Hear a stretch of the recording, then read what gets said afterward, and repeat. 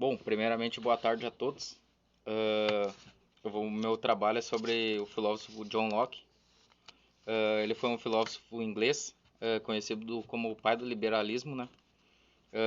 Nasceu em 29 de agosto de 1632, em Wellington, na Inglaterra, e morreu no dia 28 de outubro de 1704, em Essex, no sudeste do Reino Unido, por uma piora de saúde e uma falência múltipla dos órgãos.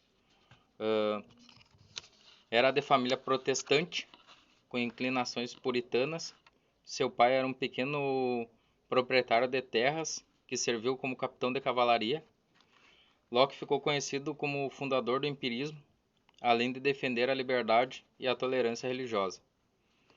Estudou filosofia, medicina e ciências naturais na Universidade de Oxford, onde depois lecionou filosofia, retórica e grego antigo.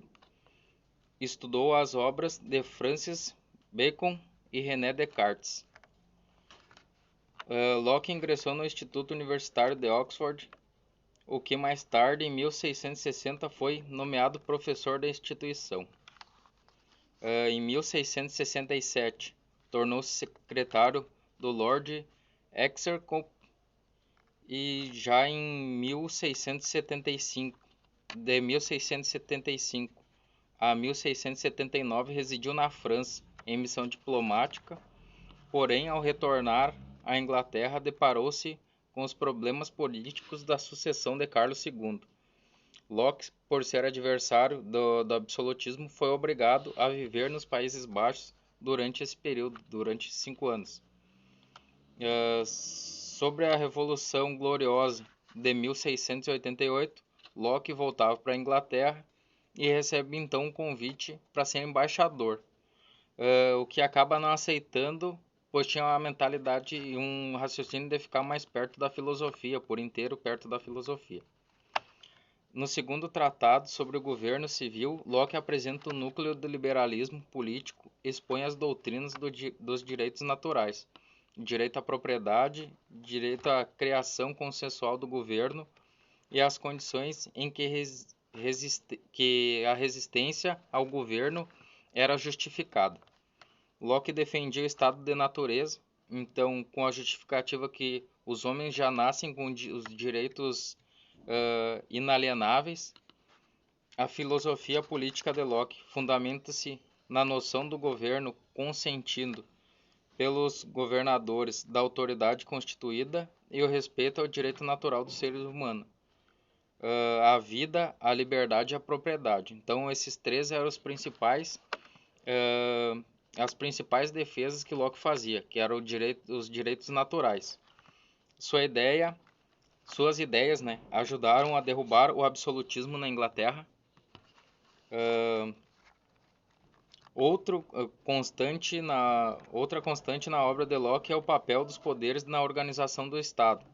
Segundo ele, o legislativo, o poder supremo, sobrepondo-se ao executivo e ao federativo.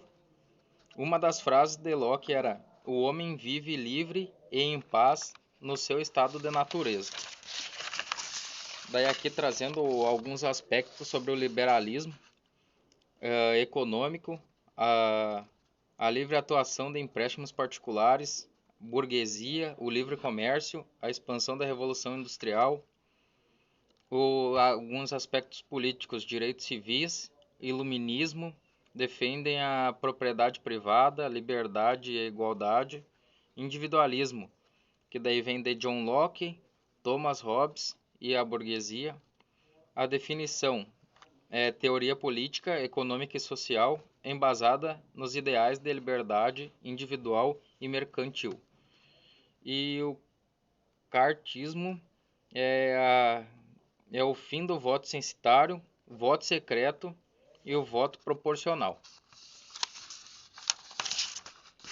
E por último, preceituando aqui o empirismo da escola britânica, John Locke era um dos principais representantes do empirismo. A mente ao nascer é uma tábua rasa. Todo o conhecimento é adquirido através da experiência. Sensação e percepções. Os conteúdos da mente são adquiridos das impressões sensoriais do mundo externo e interno. Memória e os princípios associação de ideias. Similaridade, lembranças análogas e semelhantes. Contiguidade, proximidade no tempo e no espaço. Influenciou o estruturalismo no século XX. Aqui mais uns aspectos de John Locke. O empirismo, forma de conhecimento que deriva da experiência sensível, teoria da tábua rasa, conhecimento constituído de ideia, nenhuma ideia inata, qualquer fenômeno psíquico, uma sanção, uma proposição, uma afirmação e uma negação, da onde precede todo o material da razão e do conhecimento, respondendo com uma só palavra, experiência. Caso o governante não busque o bem público, é resguardado o direito de revolta. Então esse é um dos casos que a condição de resistência contra o governo é justificada. O estado de natureza, tudo é de todos. O estado social e político, contrato social, daí Constituição, direitos e deveres e proteção da comunidade.